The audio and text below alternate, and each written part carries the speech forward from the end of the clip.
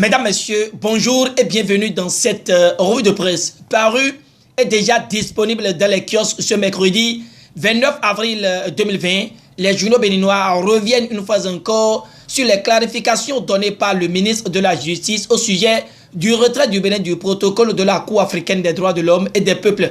Notre temps, le label, qui est le journal à l'honneur ce jour, en fait cas et révèle la manchette que le ministre de la Justice met à nu le micmac d'une cour partiale ayant assisté à la déclaration faite par Séverin Quenom. Notre temps, le label, donne lecture de l'intégralité des raisons avancées alors que le gouvernement s'échine pour barrer le chemin à la propagation du coronavirus dans notre pays. Le journal à l'honneur sur GS Communication révèle que les gestes sont foulés aux pieds au marché Rundro à Abomey. À vos masques pré-portés, c'est le mot d'ordre pour le renforcement des mesures anti-coronavirus sur toute l'étendue du territoire national et mentionné par notre époque.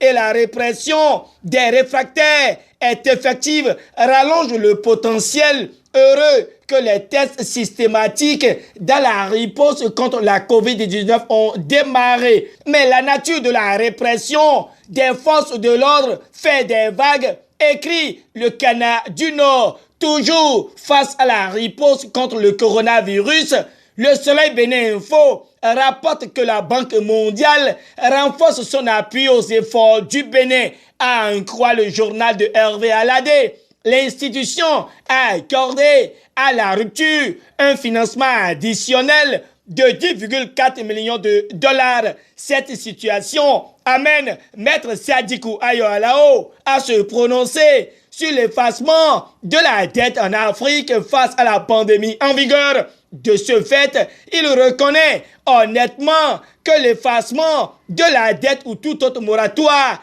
n'est pas favorable à l'endettement crédible des États africains. En cela, le ministre des Finances du Bénin, Romuald Wadaï, a raison, confie le président de l'ONG GEDES Afrique. Toujours à l'interne, et Monde cette info nous apprend sur la générosité accrue de l'honorable Dakpe Sossou dans la 18e circonscription électorale ayant pour objectif 0 cas de COVID-19 à l'Okosa.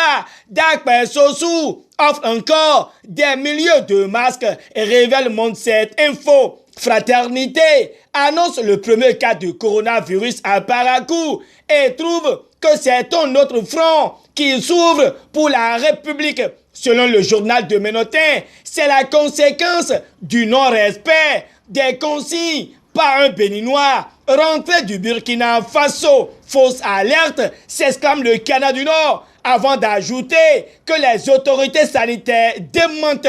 À son tour, le Béninois libéré parle aussi de la crise du Covid-19 et signale que Abakès Fondation fait un geste salvateur en faisant un don de 8000 masques. S'il y a audience plénière à la Cour constitutionnelle et Djogbenou se penchera sur 10 recours demain, d'après le Béninois libéré, l'école béninoise devra encore attendre jusqu'au 11 mai avant d'ouvrir ses portes fermées faute du coronavirus. Nord-Sud quotidien nous situe en la matière, mais insiste sur les exigences des syndicalistes. Plus précis, le matin rallonge que la CSA Bénin et COSI Bénin font des propositions au gouvernement. Selon le routier, la COSI Bénin propose une reprise des classes par vague sans prendre de distance. La loupe révèle les 5 propositions de la COSI Bénin au gouvernement en vue de la reprise annoncée des classes au Bénin. Le Canada n'oublie pas de mettre à disposition l'intégralité de la déclaration de Noël Chadaré qui fait dire à l'indépendant que l'ère d'un vrai syndicalisme apolitique est enfin venue. À l'université, c'est un nouveau vent qui souffle sur les doctorants, car désormais, pour la vulgarisation des travaux académiques à l'université d'Abomey-Calavi, les thèses et mémoires seront mises en ligne, écrit le potentiel. La loupe certifie cette information et voit que Massim Dacruz engage la guerre contre le plagiat avec la photo de Louis Gbagbo Flavonou, le coopérant, touche l'animation de la vie politique au Bénin et mentionne que les présidents des institutions de la République seront en séance de travail à Porto Novo ce jour en cadre de l'avènement au pouvoir du régime de la rupture dans le secteur du sport. Et le confrère de la matinée Talke Omoki convainc, séduit et rassure, rigueur intellectuelle, aisance d'élocution et démonstration sur les lignes empruntées, écrit le confrère de la matinée conscient que s'il fallait le noter, il recevrait la note 19,50 sur 20.